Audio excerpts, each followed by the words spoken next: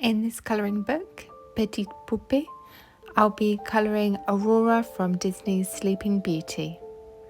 Hi, I'm Liv, and this is Colouring with Liv.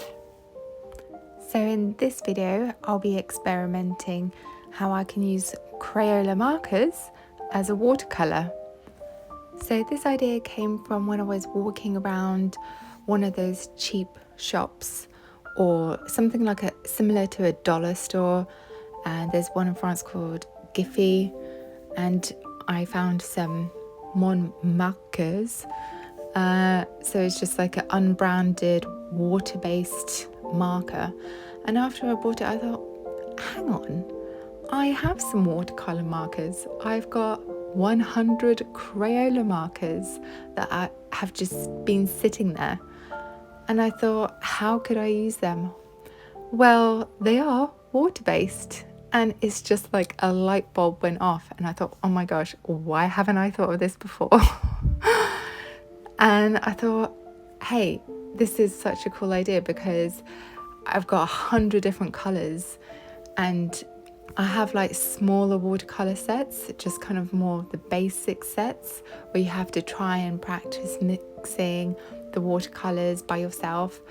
And you know, I thought this is just going to be so much easier because you can see what colour it is straight away. So I thought, hey, let's give it a go.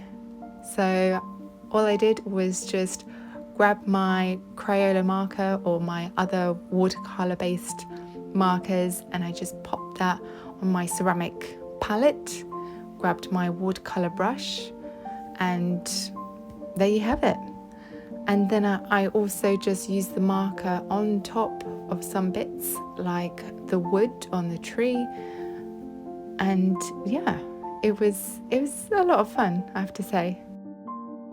So after trying this out, I realised that Faber-Castell actually has some watercolour markers, and that's how they've advertised how to use them, is that you can use them as a watercolour. So there you have it. If Faber-Castell says you can use them like this, then I don't know why Crayola hasn't advertised them like this. But yeah, I was quite excited to find out about this. It's a very nice, budget-friendly way of colouring. Let me know if you give this a go, trying Crayolas as a watercolour. And for the colours, I just referenced Sleeping Beauty. I googled it and I just saw what came up around the time she was dancing in the park with the prince, where she just found Prince Charming, and the forest looked quite dark. It didn't look as bright as I had remembered it to be. So that's why I chose a kind of murky, kind of deeper green, kind of greyish almost, because that's how Disney did their shadows. And when I was looking at how Disney colours, there's like one guy for shadows, another guy for this, another guy for that.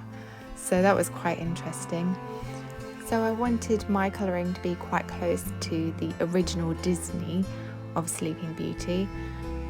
The only difference was this kind of halo effect of the light shining through the forest, because I thought otherwise it's going to look a little bit too dark, and I just wanted to make something a little bit more bright where the light is shining through the leaves, because she's so happy, just tra-la-la-la-la singing. So yeah, you can also use the markers as an actual marker by itself, as well as putting the marker on a palette and getting your water pen and using that as a watercolour. And then on this part, I used a white acrylic pen over some of the black lines. And when I put the watercolour on, or the watercolour marker as it were, and it just wasn't going over those white lines, because water doesn't really go over acrylic.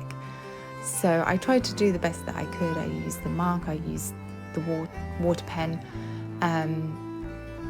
but then in the end I ended up having to get either a permanent ink pen either one of my microns or a Posca pen. So I had a yellow Posca pen that I used on the hair and just the black micron pen for the skirt. And for the bucket of fruits that she was picking, I just used some acrylic paint.